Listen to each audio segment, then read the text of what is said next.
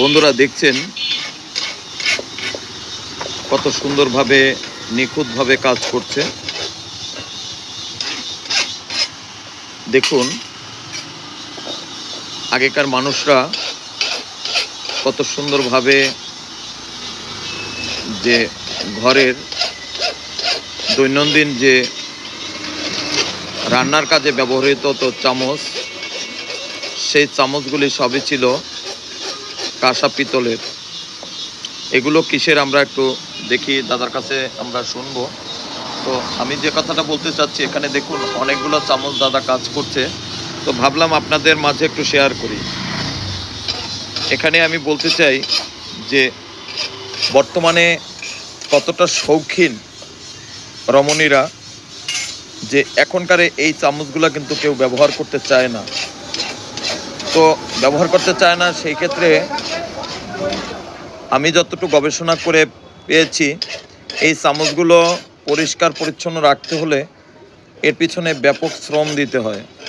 অর্থাৎ আপনার ভালো করে এটা মাজতে হয়, আবার কখনো কখনো এটা তেঁতুলের একটু স্পর্শ দিয়ে তারপরে কিন্তু মাজতে হয়। তাহলে আপনার এই চামচগুলো একদম চকচকা হয় এবং চামচগুলো একটা আলো সৃষ্টি করে, অর্থাৎ এতটা উজ্জ্বল লাগে যা দেখলে মনে হবে যে প্রাণ জুড়িয়ে যায়। যারা একটু শৈল্পিক দৃষ্টিতে কাজ করে বা শৈল্পিক যারা সৃজনশীল মানুষ, তারা সবাই আশা করি পছন্দ করবে।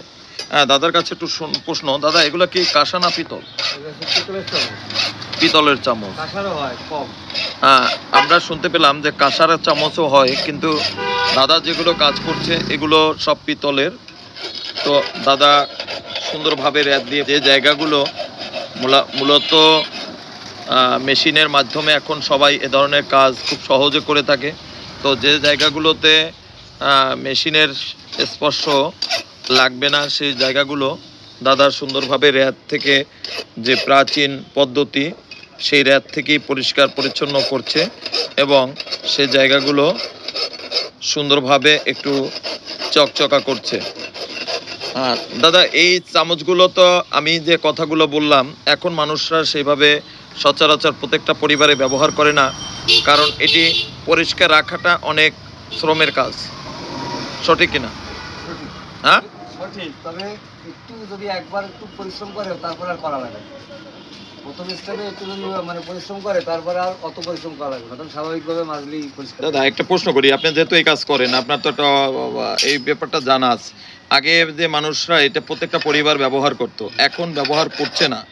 এখন যে গ্যাস্ট্রিক আলসার বিভিন্ন রকমের বা বিভিন্ন রকমের যে প্রত্যেকটা মানুষের শরীরে বাসা বেঁধেছে, এটা কি এর কোনো উপকারিতা আছে এই কাঁসার পিতলের জিনিস ব্যবহার করলে, যে এগুলো হয় না বা হয়? কাঁসার পিতল ব্যবহার করলে গ্যাসের দিক থেকে খুব ভালো হয়, কিন্তু আর কিছু আমার জানা নেই। গ্যাসের দিক থেকে খুব উপকার, গ্যাস হজম এসবের দিক থেকে খুবই ভালো হয় শরীরের জন্য। আপনার এছাড়া আদার্স আমার জানা নেই।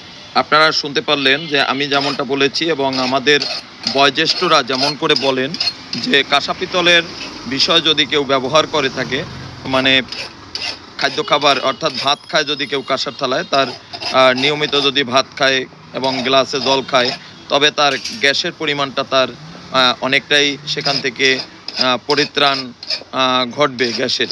তো এই যে আপনারা এত সময় দেখলেন, আপনাদের মতামত জানাবেন। আর যদি আপনার পরিবারে এ ধরনের কোনো কাঁসা পিতলের পুরাতন কাজ থাকে, যে এইগুলো ব্যবহার করার অনুপযোগী হয়ে গেছে, নোংরা হয়ে গেছে, কোনো প্রকারে দুশ্চিন্তা করবেন না। আপনার খুলনাতে চলে আসবেন, জাতিসংঘ পার্কের বিপরীত পাশে যে রাস্তাটা চলে গিয়েছে, অর্থাৎ জাতিসংঘ পার্কের পশ্চিম পাশে যে রাস্তাটা, আপনার এখান থেকে শর্ট একটি রাস্তা আপনার ময়লা পোতার দিকে যাওয়া যায়। এই রাস্তায় ঢুকেই হাতের ডানাতে আপনার দাদার দোকান রয়েছে। দাদার নাম হচ্ছে সমর দা, আমাদের সমর বণিক। সমর বণিকের সঙ্গে আপনারা দেখা করবেন, প্রয়োজনে আপনারা নম্বর পাবেন আমার ভিডিওর শেষে, ওই নম্বরে যোগাযোগ করে নেবেন।